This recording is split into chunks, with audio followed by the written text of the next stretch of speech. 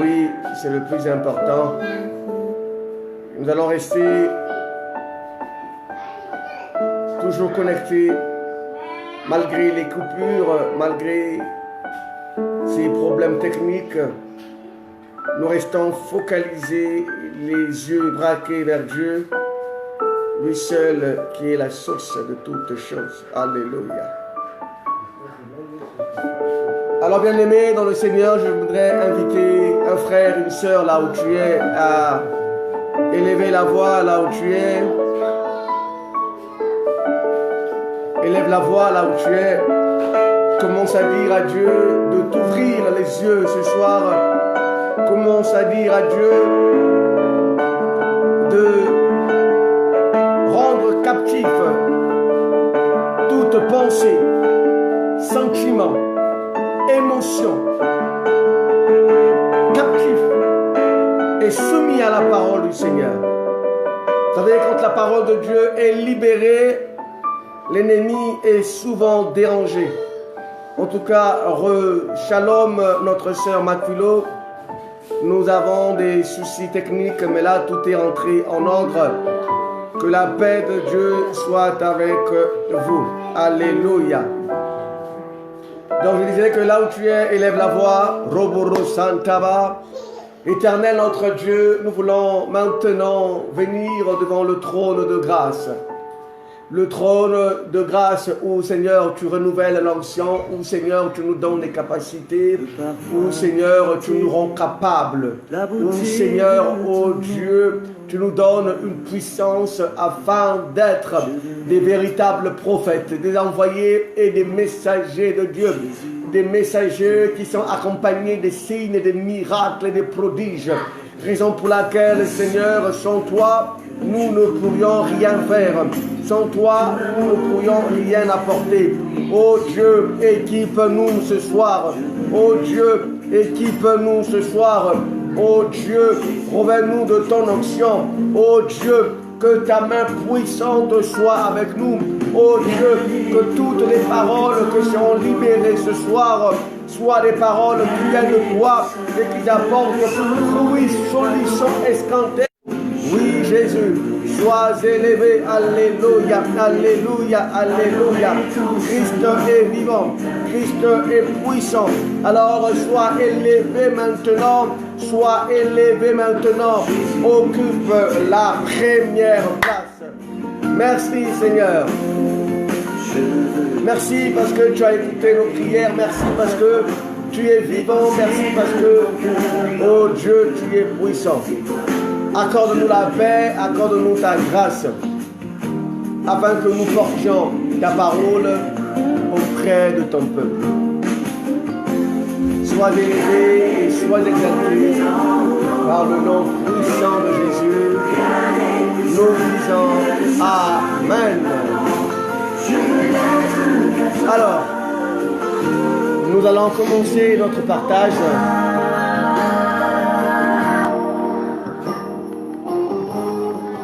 Alors, nous allons commencer notre partage.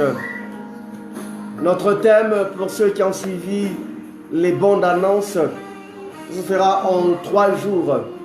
Nous le ferons aujourd'hui. Nous le ferons demain, vendredi. Et ensuite, nous le ferons dimanche. Comme les heures sont indiquées sur la bande annonce, notre générique que nous avons publié depuis hier et depuis ce matin. Alors le thème, comme nous le savons, c'est ce que tu ignores.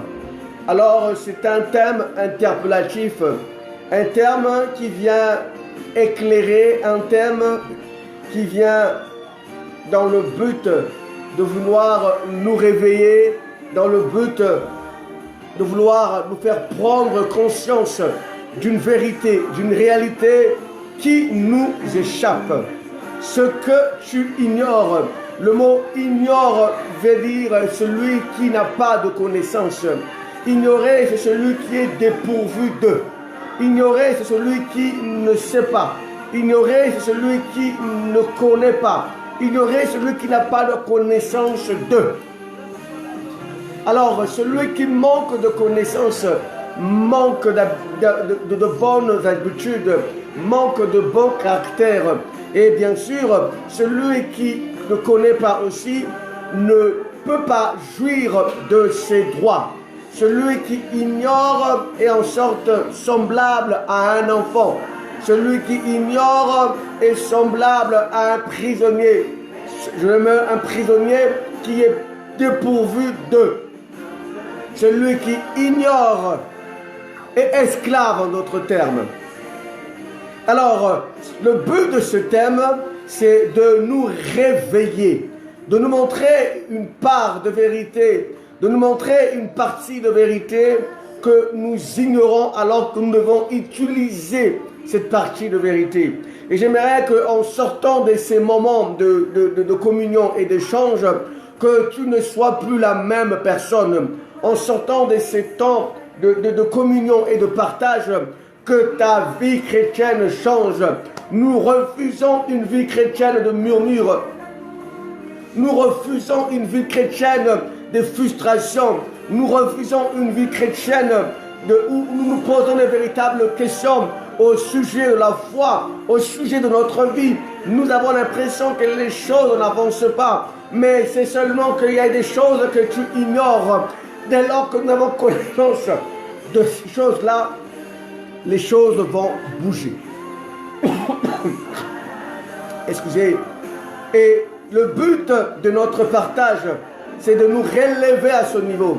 Ce que tu ignores. Qu'est-ce que nous ignorons? En 3 jours, nous allons voir les 3 points auxquels nous ignorons.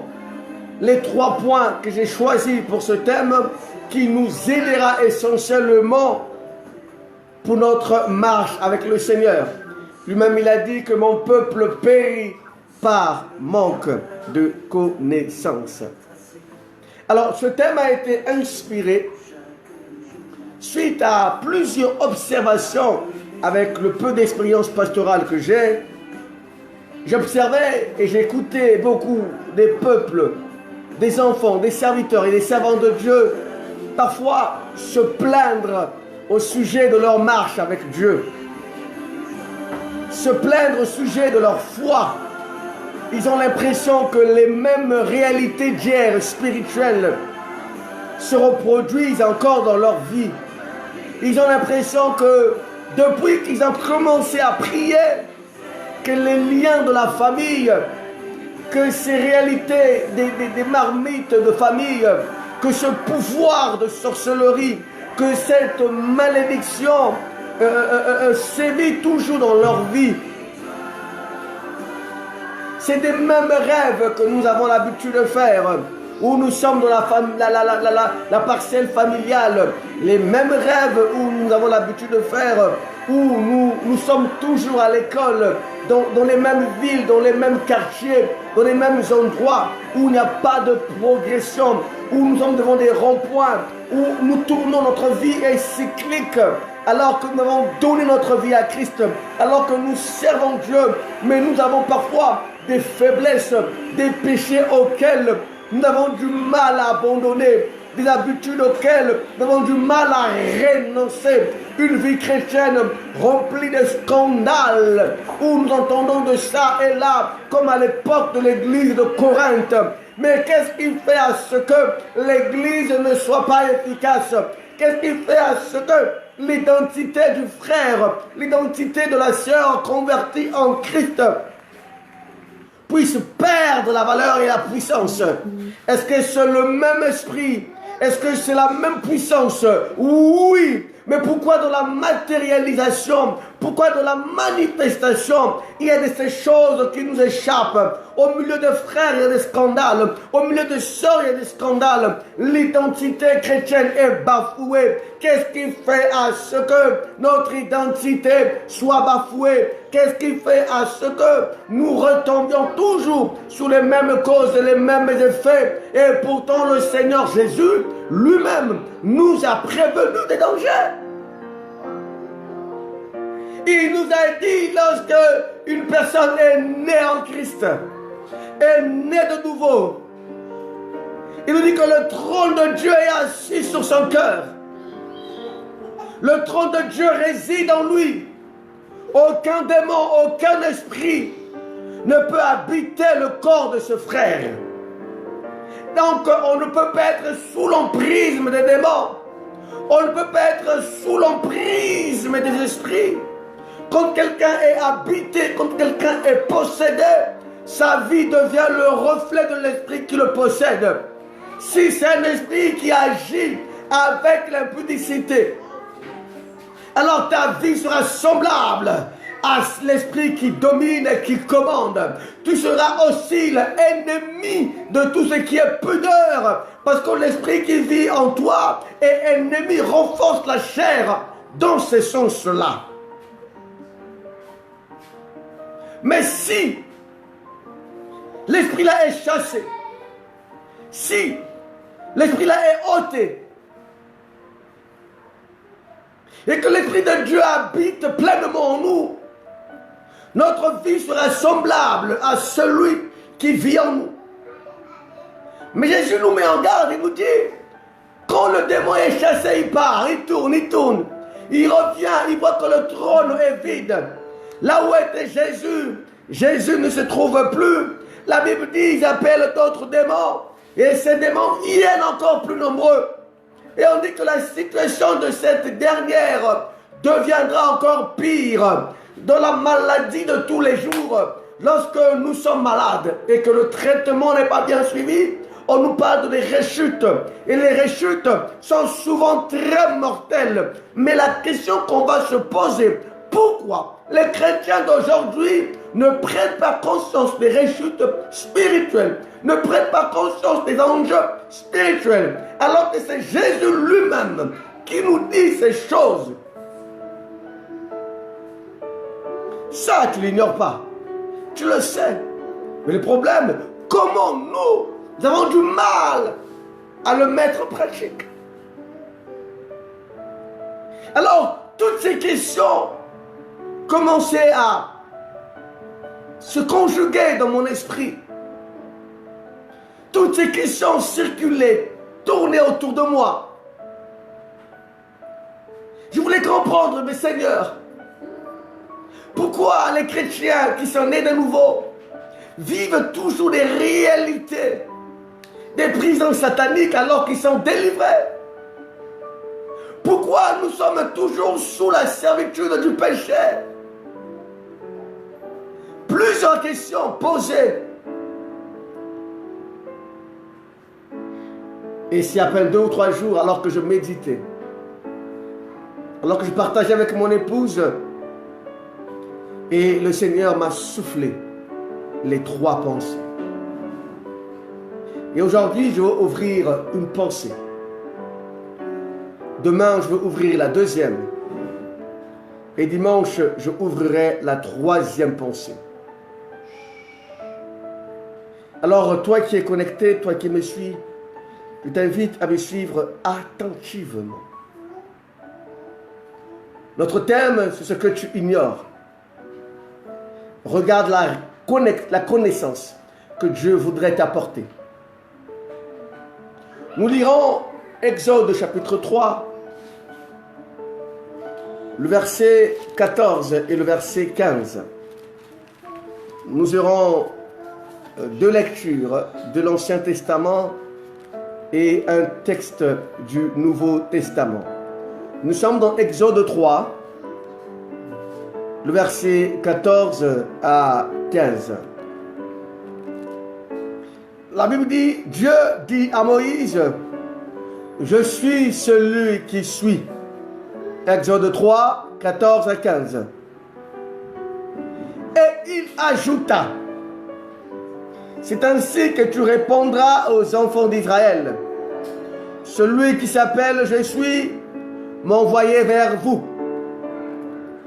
Dieu dit encore à Moïse, tu parleras ainsi aux enfants d'Israël, l'Éternel, le Dieu de vos pères, le Dieu d'Abraham, le Dieu d'Isaac, le Dieu de Jacob, m'envoie vers vous. Voilà mon nom pour l'éternité.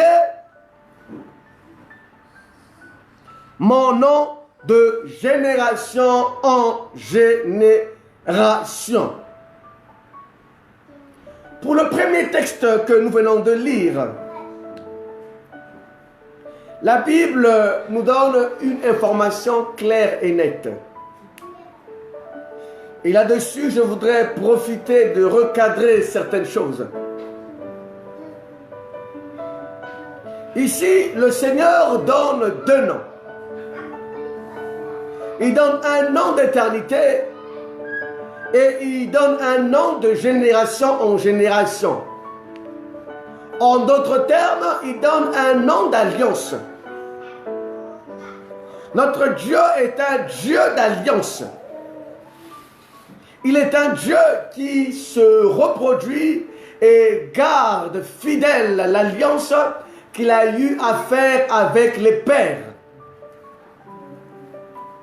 Lorsque nous disons que Dieu est le Dieu d'Abraham, d'Isaac et de Jacob, ici la nuance est que le dire veut tout simplement dire il est le Dieu de l'alliance. Il va de la première génération à la dernière génération. Il n'est pas le Dieu de l'exclusivité.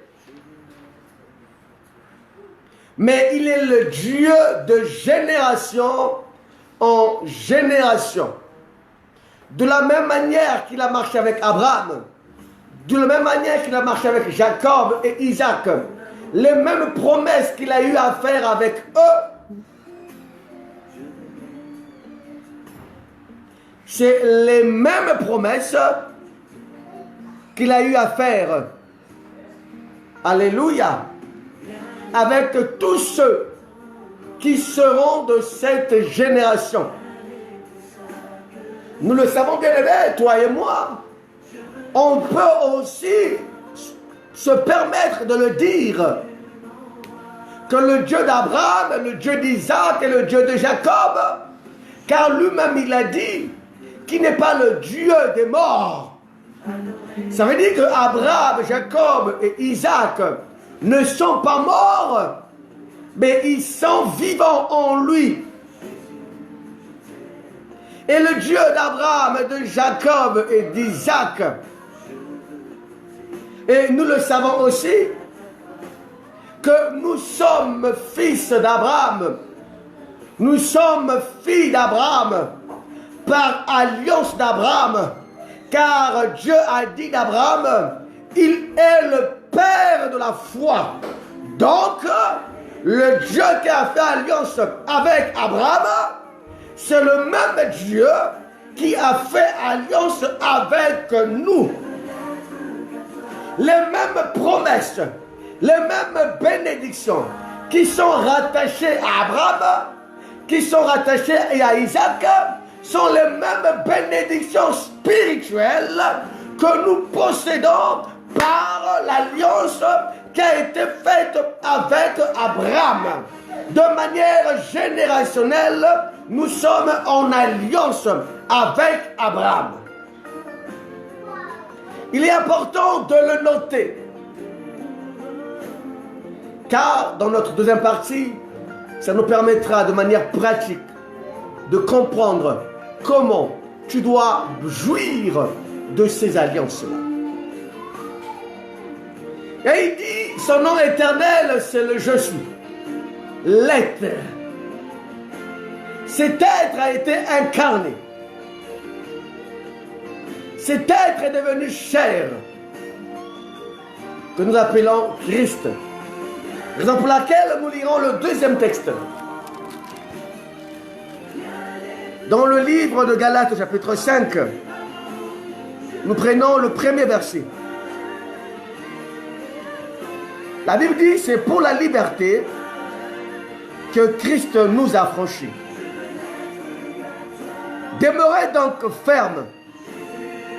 J'aimerais que tu soulignes, demeurez donc ferme. Et ne vous laissez pas mettre de nouveau sous le joug de la servitude. Galates 5, le verset 1. Demeurez ferme. Demeurez ferme. Afin de ne pas aller sous le joug de la servitude. Alléluia. Alors, pour comprendre la pensée de ce soir, nous allons prendre Exode chapitre 14. Notre dernier texte que nous allons longtemps développer au verset 7. À partir du verset 7. La Bible nous dit que Pharaon prit 600 chars d'élite. Et tous les chars de l'Égypte, il y avait sur tous des combattants. L'Éternel endurcit le cœur de Pharaon, roi d'Égypte, et Pharaon poursuivit les enfants d'Israël. Les enfants d'Israël étaient sortis la main levée. Les Égyptiens les poursuivirent, et tous les chevaux, les chars de Pharaon, ses cavaliers et son armée les atteignirent campés près de la mer, vers Pi-Hahiroth, vis-à-vis de Baal-Tséphon. Pharaon approchait, les enfants d'Israël levèrent les yeux, et voici les Égyptiens étaient en marche derrière eux. Et les enfants d'Israël eurent une grande frayeur et crièrent à l'Éternel. Amen. Voilà le texte que nous venons de lire, qui nous permettra de comprendre la réalité de notre marche avec Dieu. Alléluia. Nous sommes dans un récit très connu, dans une histoire très populaire. Ici, ce n'est que des rappels à faire. Et notre thème, nous rappelons, c'est ce que tu ignores. Dans cette histoire que tu connais, dans le récit que tu as déjà lu, nous sommes dans la saison où les enfants d'Israël sont sortis de la servitude. À peine, il faut le souligner, à peine sortis d'Égypte. Ils sont dans cette émotion, dans cette joie, s'il faut le dire ainsi, dans ce rêve tant attendu. Malcolm X a eu à faire un rêve. Et les enfants d'Israël aussi avaient aussi à leur tour fait et faisaient un rêve. C'était d'être libre et sortir de l'esclavage. C'était leur rêve. Alors que leur rêve commençait à prendre forme, alors que leur rêve était déjà sur le point de se réaliser, la peur les gagne encore. La Bible nous dit que les enfants d'Israël ont commencé à regretter l'Égypte. Les enfants d'Israël ont commencé à dire que nous étions bien en Égypte, que l'Égypte était mieux. Pourquoi Moïse nous a fait sortir d'Égypte? Pourquoi Moïse nous a libérés entre les mains de Pharaon? Alors ils ont oublié qu'eux, ils ont crié à l'Éternel. Comment expliquer ces attitudes-là? Alléluia. Bien-aimé dans le Seigneur, il y a de ces choses que tu dois comprendre. L'Égypte est l'image du monde. L'Égypte est l'image du péché. Tous ont péché et sont privés de la gloire de Dieu. L'Égypte est caractérisée par la servitude. L'Égypte est caractérisée par l'esprit du Pharaon. Alléluia. Ils étaient en Égypte. Ils étaient sous la loi. Ils étaient sous la servitude. Ils étaient condamnés. Sous la condamnation. Vous savez, bien aimé, aussi longtemps que Israël était en Égypte, aussi longtemps que Israël était sous la servitude, Israël ne pouvait pas parler de combat. Israël ne pouvait pas parler de domination parce que lui-même était dominé. Dès lors que nous étions déchus, Adam a été déchu en Éden. Nous avons été soumis à la servitude du péché. Nous avons été soumis sous la puissance du diable. Nous avons été condamnés par la justice de Dieu. Nous avons été condamnés par la justice de Satan, qui lui était le maître de nos vies. Car la Bible nous dit, on est esclave à celui à qui on obéit. Lorsque tu es en Égypte, lorsque tu vis une vie chrétienne,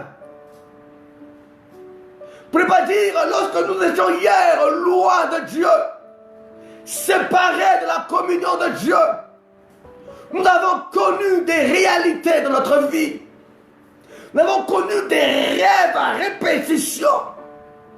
Nous étions conscients de manière réelle et palpable des lois de famille, des hôtels de famille, des marmites de famille. Nous vivons la malédiction de manière palpable. Nous vivons l'échec de manière palpable.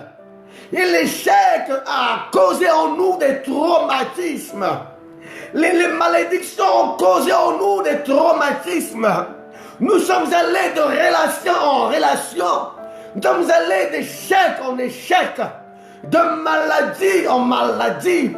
De situation d'humiliation en humiliation. Nous avons été condamnés à la servitude. Ces choses ont été réelles et palpables dans nos vies. Nous étions là, de ça et là, errants, cherchant des solutions par nous-mêmes, parce que nous n'en pouvions pas. Je suis en train de dire à quelqu'un, aussi longtemps que tu seras en Égypte, ton combat de délivrance sera nul. Aussi longtemps que tu es sous le territoire de l'ennemi, tu ne peux pas proclamer la victoire par toi-même, car le territoire est caractérisé par la loi.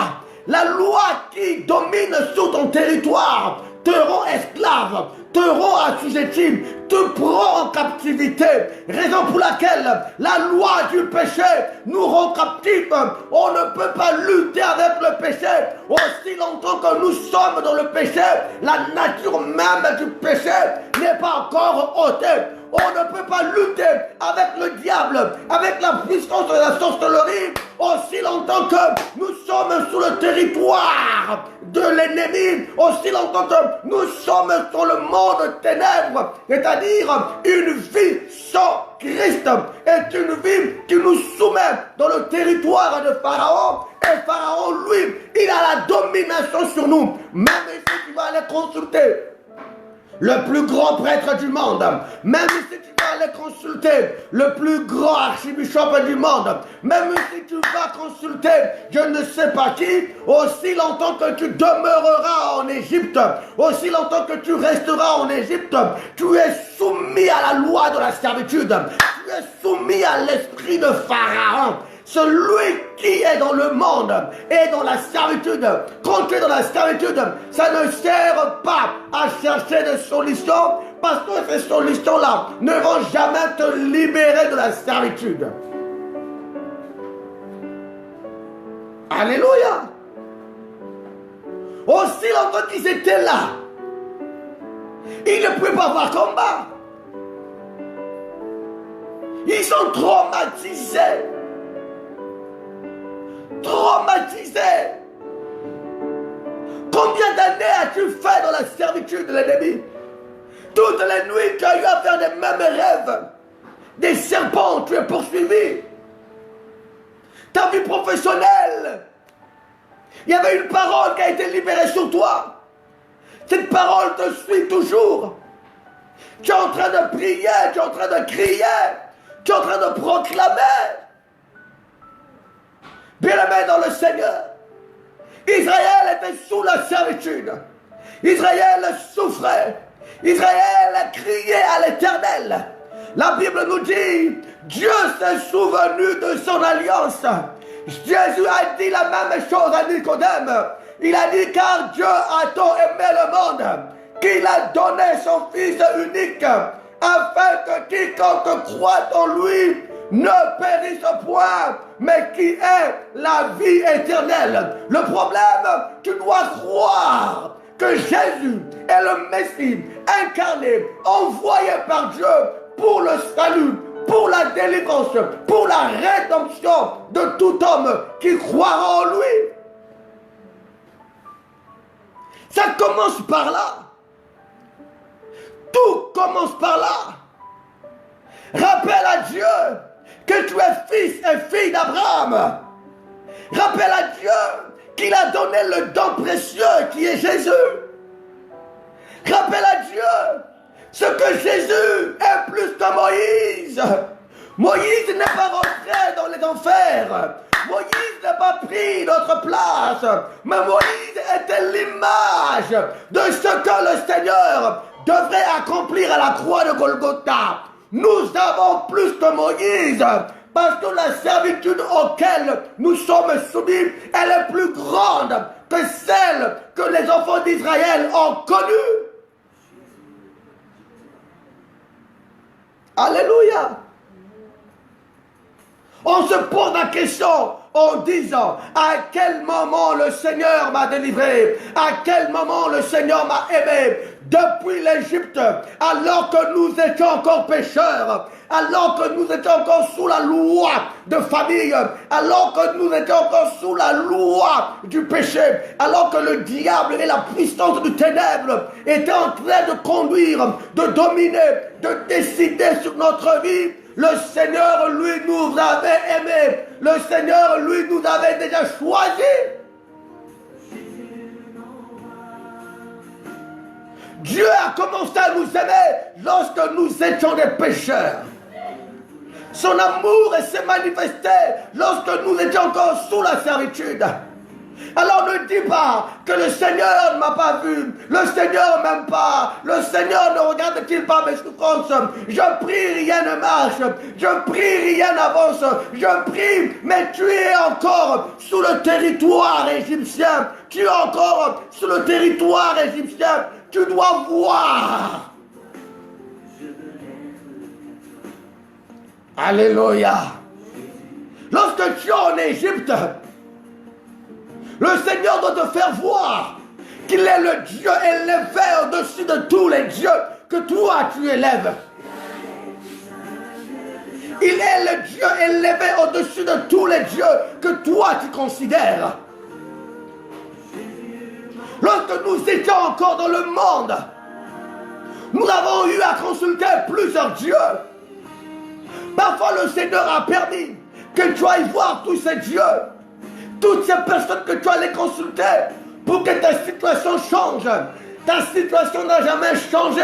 Tu n'as fait qu'emmagasiner des démons encore. Et si le Seigneur a permis ces choses pour qu'il te montre, depuis que tu étais en Égypte, c'est toujours lui qui t'a toujours protégé. Alors que tu dormais, le Seigneur était loin de toi. Tu rêvais, on te poursuivait, on a tiré sur toi. Et tu te butais dans le rêve, en train de voler, en train de sauter, en train de courir. Mais d'où venait la force? D'où venaient ces ailes-là? D'où venait la main qui t'élevait dans les hauteurs? D'où venait la main qui te protégeait? Alors que tu étais loin de Dieu, alors que tu étais séparé de Dieu. Non, c'était des signes de Dieu. Depuis que tu étais en Égypte, dans le monde, la main de Dieu est sur toi. Alléluia. La main de Dieu est sur toi.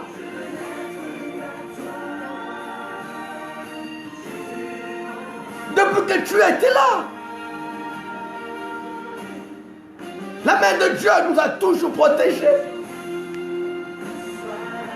Alors ne mesure pas tes circonstances lorsque tu étais sous la servitude.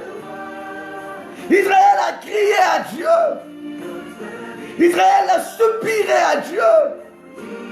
Dieu n'a pas regardé aux souffrances. Dieu ne regardera pas tes souffrances. Dieu ne regarde. D'ailleurs, lui-même, il nous a encouragés. Il a dit, chaque jour, souffrez sa peine. Donc, les problèmes qui sont liés à l'âme, Dieu, il ne regarde pas ça.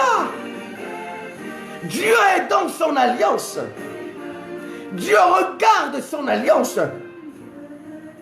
Quiconque élève la voix vers le Seigneur Jésus-Christ, quiconque élève le sang de l'agneau qui a coulé pour nous, qui nous a justifiés, qui nous a rendus libres, rentre pleinement dans l'alliance avec Dieu.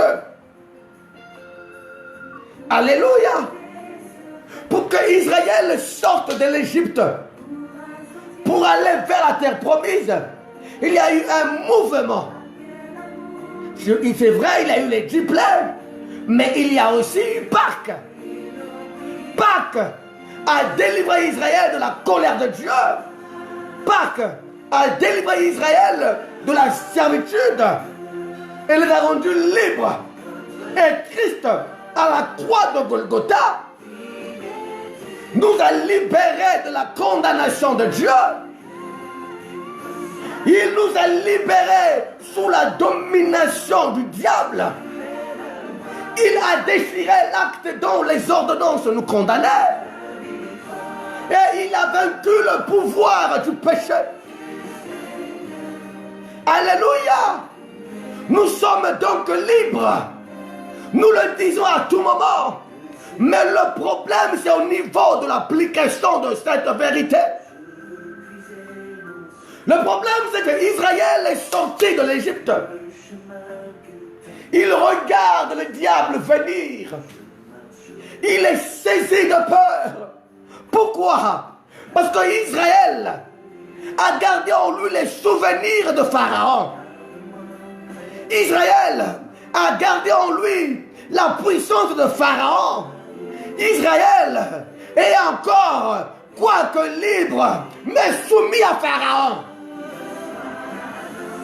C'est pas quelqu'un en train de me comprendre. Israël, quoique libre, mais soumis à Pharaon à cause des traumatismes endurés dans la maison de Pharaon. Voilà pourquoi beaucoup d'enfants de Dieu naissent de nouveau. Ils sont nés de nouveau. Mais le diable qui se déguise en ange de lumière peut venir par des messages, par des prophéties, dire: on a vu la marmite de la famille, on a vu quelque chose de ton ventre, on a vu que tu étais lié, on a vu.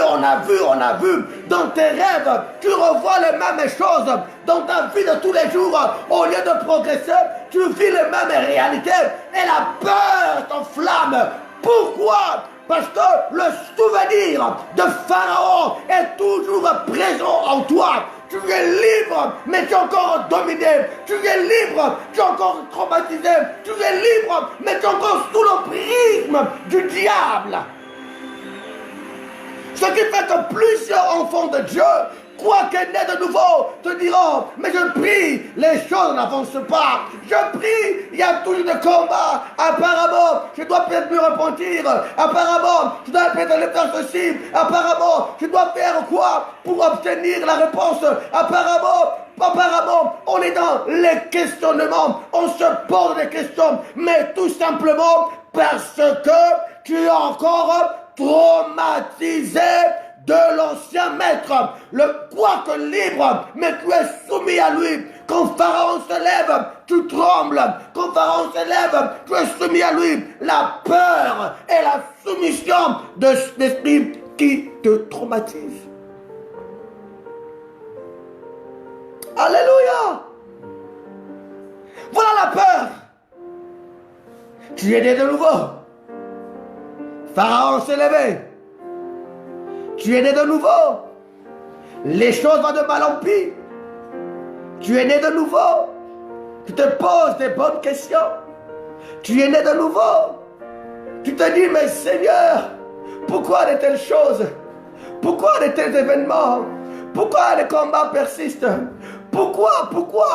On m'avait dit que je ne mettrais pas au monde, mais jusqu'à présent, il n'y a pas toujours d'enfants. Et le médecin a dit que que la matrice, que ceci, qu'il y a des myomes, qu'il y a des kystes. Le même kyste là sont revenus. Avant, quand je rêvais ça, ça voulait dire ça. Aujourd'hui, j'ai rêvé ça. Seigneur, qu'est-ce qui ne va pas dans ma marche chrétienne? Alléluia. Tu es tout simplement traumatisé de Pharaon. L'ancien maître, le péché, qui sévit encore dans nos corps, vit encore. Et pourtant, Christ à la croix a libéré, a ôté le pouvoir du péché. Le problème, c'est que tout se passe dans la tête. Parce que la Bible dit que celui qui est en Christ ne pêche plus. Mais l'âme qui était longtemps restée assujettie par la chair, lui qui logeait le péché en lui, quoique né de nouveau, va laisser les informations au niveau de l'âme. Donc notre âme va agir en fonction de ce qu'il avait reçu de la chair. Ce qui fait que quoique bien de nouveau, on a du mal à résister au péché. C'est parce que le réflexe seulement est là. On a l'impression que le péché est plus grand. C'est parce que l'âme seulement a gardé les informations. On dit que l'habitude est une seconde nature. L'âme a gardé les mêmes informations. L'âme a gardé les mêmes sensations. L'âme connaît les plaisirs de ses histoires. L'âme connaît l'honneur de ses histoires. L'âme connaît la gloire de ces choses.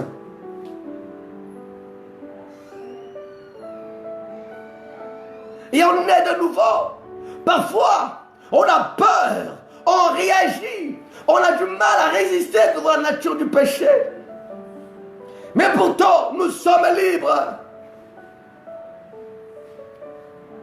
Des chrétiens nés de nouveau, qui ont toujours peur des sorciers, qui ont toujours peur des démons, qui ont toujours peur des marmites, qui ont toujours peur de la puissance satanique. Il n'y a qu'à voir comment on prie. Vous croyez que c'est l'intercession? Non, c'est la peur qui anime les lèvres. C'est la peur qui anime les corps. Alléluia. Israël est libre. Tout est accompli à la croix. Tu es né de nouveau. Mais les réalités d'autrefois se lèvent. Je suis en train de dire à quelqu'un, oublie les traumatismes d'autrefois. Oh, la Bible est claire là-dessus, là. La Bible dit que si quelqu'un est en Christ, elle est une nouvelle créature. Les choses anciennes sont passées. Voici, toutes choses sont devenues nouvelles. Alors, si hier tu allais d'échec en échec, et que si aujourd'hui tu as connu un échec, je veux te donner l'explication de cet échec-là. Si hier ta maladie venait par des rêves, et que tu as encore rêvé cela, je vais te donner l'explication de ce rêve-là. Si tu as des prophéties qui viennent pour te rappeler les choses du passé, tu as des rêves qui viennent te rappeler les choses du passé, j'ai une réponse pour toi ce soir. Donc, Galates que nous avons lu tout à l'heure, chapitre 5, le premier verset, on dit c'est pour la liberté que Christ nous a franchis. On dit demeurez donc ferme. On nous parle de demeurer ferme face à la liberté auquel Jésus nous a franchis. Il dit ne vous laissez pas mettre de nouveau sous le joug de la servitude. Pharaon s'est levé dans le but de mettre les enfants d'Israël à nouveau sous le joug de la servitude. On dit bien à nouveau sous le joug de la servitude. Il a voulu les remettre encore. Quand les choses se lèvent dans ta vie, quand les situations se lèvent dans ta vie, c'est dans le but de te remettre encore esclave. Mais sauf que ce que tu ignores, lorsque le Seigneur nous a affranchis, il a déchiré l'acte dont les ordonnances nous condamnaient. Il a dépouillé l'ennemi. Il nous a pris du royaume de ténèbres. Il nous a ramenés dans le royaume de lumière. Il nous a positionnés au-dessus d'eux. Ce que tu ignores, c'est que les enfants d'Israël ignoraient. C'est que Israël ne combattait plus en Égypte. Parce qu'en Égypte, ils étaient esclaves. Mais quand ils sont sortis d'Égypte, ils sont sortis en dehors d'Égypte. Ils n'étaient plus des esclaves. Ils étaient des hommes libres, des conquérants. On ne combat pas son ennemi sous son territoire. On ne combat pas son ennemi là où il a sujeté par ces lois. Lorsque nous sortons de ces lois, lorsque nous sortons de ces prisons, lorsque nous sortons de ces terres, il n'y a plus de combat. Là, nous exerçons la domination. Là, nous exerçons le combat, mais de victoire. Amen. Alléluia. Israël, là, ne combattait plus. Ce qu'il ignorait, c'était plus le combat d'autrefois. En Égypte, le pharaon parlait, Israël obéissait. Le pharaon donnait les ordres, Israël obéissait. Mais là, Israël n'était plus sous le territoire. Israël était sorti sous le territoire. Il était soumis sous une nouvelle terre, sous une nouvelle loi, auquel Dieu a dit de lui, tu es mon premier-né. Auquel Dieu a dit de lui, tu es mon héros. Auquel Dieu a dit de lui, tu es mon champion. Auquel Dieu a dit de lui que tu es élevé au-dessus de Pharaon. C'est ce que tu ignores. C'est que le combat que tu as maintenant n'a plus les mêmes effets avec le combat que tu avais autrefois en Égypte. En Égypte, il n'y avait pas de combat. Tu étais esclave, tu obéissais, tu subissais, tu étais enchaîné, tu étais entraîné. Mais quand tu sors de l'Égypte, lorsque Pharaon se lève, il vient t'intimider. Mais en réalité, tu n'es plus soumis à sa loi.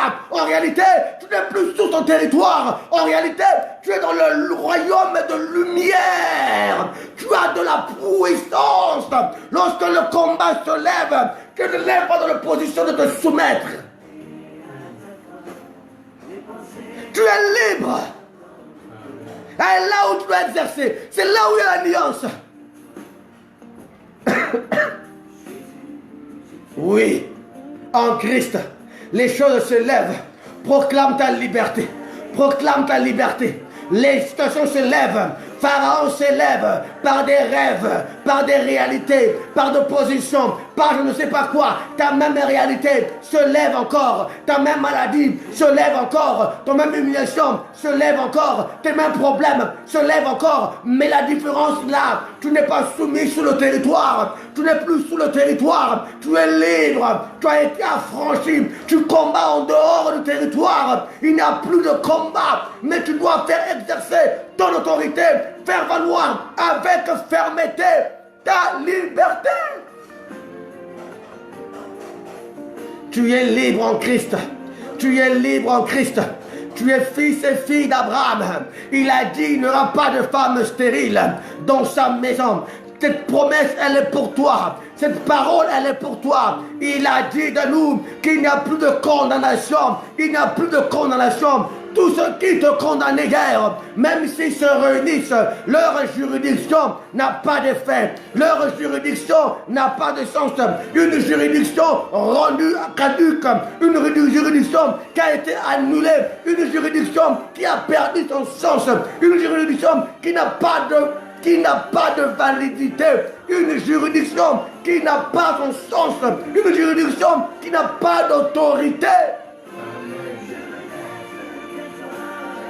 Tu es es libre. Alors proclame-le, proclame-le. Lorsque les combats se lèvent, lorsque Pharaon se lève, proclame-le, proclame-le. Dis-le que tu n'es plus sur le territoire du Pharaon. Dis que tu as été affranchi à la croix de Golgotha. Dis que tu as été ramené, transporté du royaume de ténèbres au royaume de la lumière. Dis que tu as été libéré de la servitude du péché. Dis que tu as été libéré sous la puissance du diable. Dis que tu as été justifié devant le tribunal de Dieu. Rappelle, proclame-le. Ce que tu ignores, c'est ça. Ton combat que tu mènes actuellement, tu oublies. Tu oublies ces choses. Que tu ne combats plus sous la domination. Tu es sorti de la domination. Alléluia. Tu es dans un autre territoire. Et eux, ils se lèvent dans le but de te remettre seulement sous le joug. Par la peur, par l'intimidation, parce qu'ils savent que tu es encore traumatisé. Ils savent que tu as encore peur d'eux. Ils savent que toi, tu es encore sous eux. Ils savent. Donc, il y a de ces rêves et des prophéties là, il faut refuser. Il y a de ces réalités même qui peuvent se lever aujourd'hui pendant 30 jours. On dit résiste ferme. On dit résiste. On dit demeurez donc ferme. On dit ferme. Ne pas relâcher.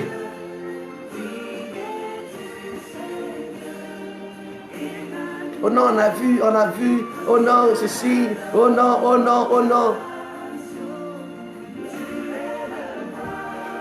Le problème, si tu es encore en Égypte, les combats qui se lèvent te ramènera à la soumission, dans la servitude et à la condamnation.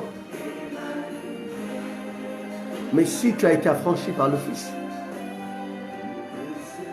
je te demande seulement une chose. Ton ennemi qui te faisait peur, Jésus a dit, celui qui est en nous est plus fort que celui qui est dans le monde.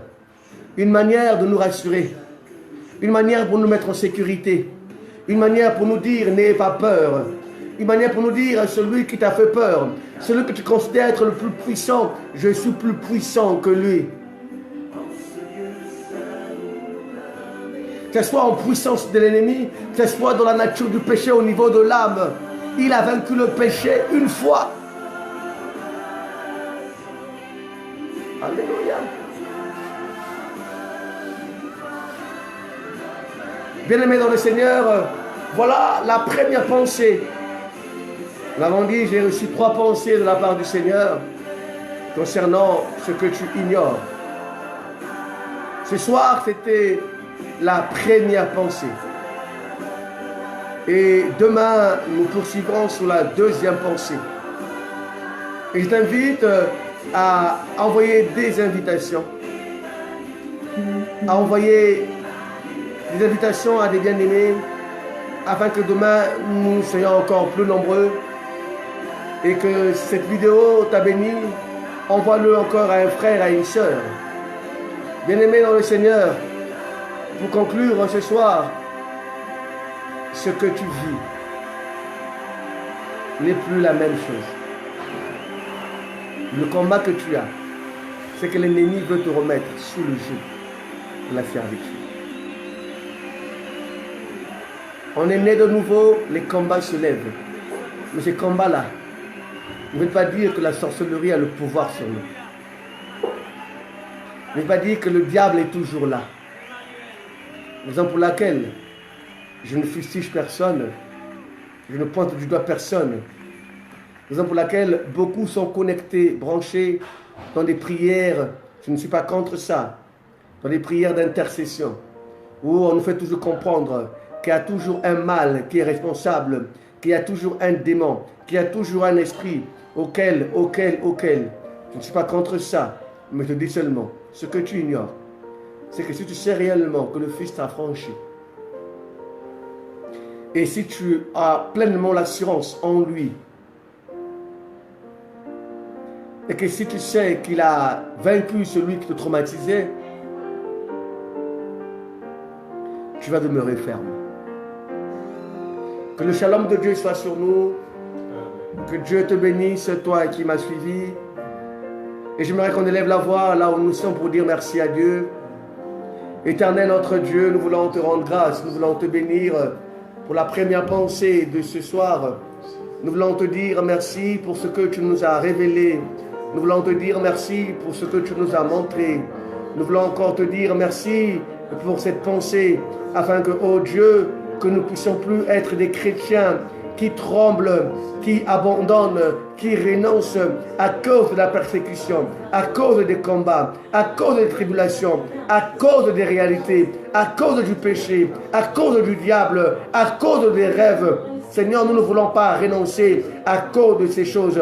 Mais Père, aide-nous à comprendre que les combats ne sont plus de la même dimension, que les combats ne sont plus de la même position. Tu nous as dit que nous combattons dans la victoire, car avant que l'Israël sorte d'Égypte, tu avais déjà vaincu Pharaon. Avant que, Seigneur, lorsque tu es monté à la croix de Golgotha, c'est là où tu as vaincu l'ennemi, le diable. Il n'a plus de pouvoir, il n'a plus de puissance sur nous. Les combats de l'ennemi ne sont que des combats sans issue, sans issue, sans issue. Mais Père, dans notre marche, dans notre être, dans notre mouvement, on a du mal à intérioriser ça, on a du mal à proclamer ça, on a du mal à vivre ça, parce que nous vivons par la chair, nous vivons par l'âme. Aide-nous à être ces dents, ces derniers Adam qui t'a dit, le premier était une âme vivante, mais le dernier est un esprit vivifiant. Père, nous qui sommes les esprits vivifiants, aide-nous, aide-nous, aide-nous à réaliser la victoire que tu as payé le grand prix. Alléluia. Sois élevé et sois exalté. Parce que tu nous couvres d'une nouvelle onction ce soir. Tu nous couvres d'une nouvelle force. Tu nous couvres d'un courage et d'une joie. Car Seigneur, les épreuves, les persécutions enlèvent la joie, enlèvent la peur, la paix. Alors que tu nous appelles à demeurer en paix. Alors que Pharaon s'est levé pour enlever la paix. Mais Seigneur, maintenant que nous connaissons là où nous sommes, alléluia, alléluia, nous aurons reçu la paix. Nous disons Amen. Alors bien-aimé, si tu as été béni, sois en paix. Je salue la sœur Hop. Merci Seigneur pour ta parole. Demeure cette source d'inspiration pour ton serviteur, pour la seule gloire de ton nom. Merci pour ta liberté. Amen. Que Dieu te bénisse. Merci aussi à Madame Ngouma qui nous suit en direct. Que le shalom de Dieu soit sur toi. Merci à la sœur Macphilo. Merci à Rudy. Merci à tous les bien-aimés ici, même à la maison. Le frère José, le frère Meïda, la sœur Sephora, le frère Giscard, la sœur Fachi, la sœur Anne et le frère Alex, tous les bien-aimés et le frère Alvin, tous les bien-aimés qui étaient en direct avec nous et qui nous ont suivis ce soir. Juste un seul mot, sois en paix. Et la paix du Seigneur, c'est que tu te reposes dans son abri. Tu n'es plus sous la loi de l'ennemi. Il n'y a que le péché qui te remettra là-bas. Il n'y a que la désobéissance qui te remettra là-bas. Et il y a le manque de paix. Mais je sais que tu as été vacciné. Reçois ce vaccin. Sois béni et sois béni. Nous disons Amen.